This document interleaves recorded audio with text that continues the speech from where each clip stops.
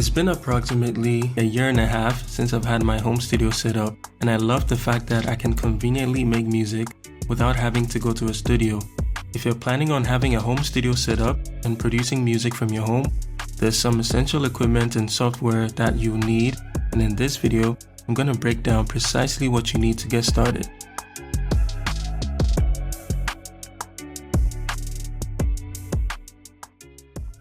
First up, you'll need a laptop. This is where your DAW, plugins, and sound libraries will live. It doesn't matter if you're using a Mac or a PC. As long as it's got enough processing power to run a digital audio workstation, you're good to go. I started off with a pretty basic laptop. It was about 6 years old when I started using it for music production, and as long as you're not working on massive projects, a basic laptop should handle things just fine.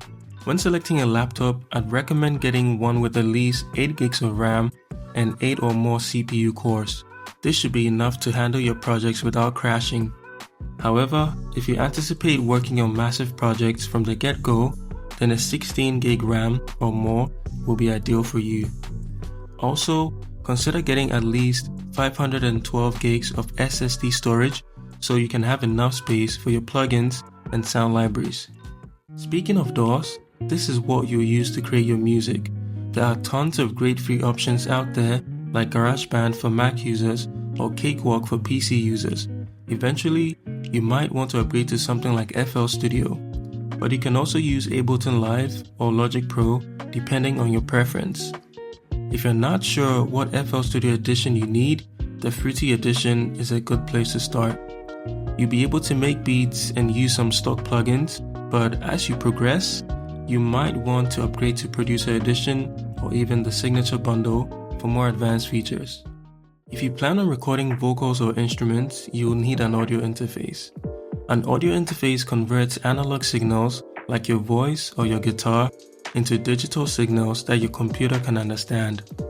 I recommend starting with something simple and affordable like the Focusrite Scarlett Solo. It's easy to use and it gives you solid audio quality. It comes with one XLR input for your microphone and one line input for your instrument, which is all you really need when you're starting out. It's also known for its low latency, so you won't experience any significant delays while recording. To connect your Scarlett Solo, plug your microphone or your instruments directly into the mic or instrument inputs and connect the interface to your computer via USB. When it comes to recording vocals, a good microphone is essential. You definitely don't want crappy sounding vocals in your songs, so save yourself the headache and get a good microphone to start with. I use the AKG P120, which is a fantastic option for new producers. It's a condenser mic, which means it's sensitive to detail and perfect for capturing clean, high quality vocals.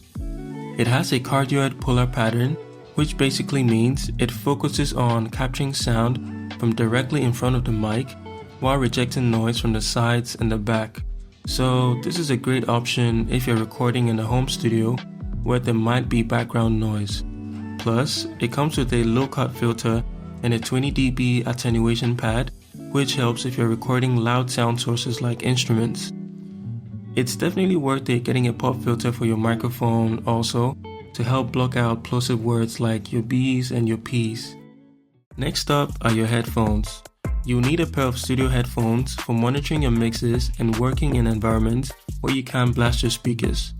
I'm currently using the One Audio Studio headphones, which is a great budget option, and it has a flat frequency response, which means it does not color the sound too much.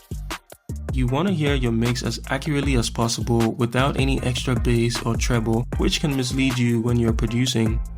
Also, consider getting headphones that fit comfortably around your ears, since you'll be wearing them for an extended period of time when you're producing.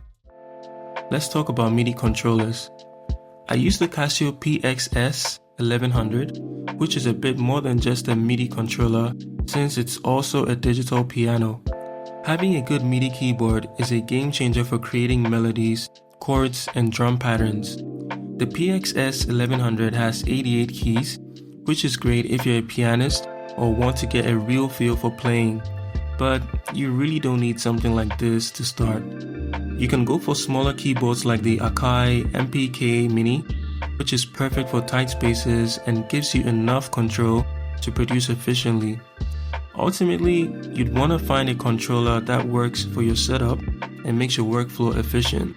You don't need a MIDI controller to start producing, but it really speeds up the process and gives you a hands-on feel for making music, so I highly recommend getting one.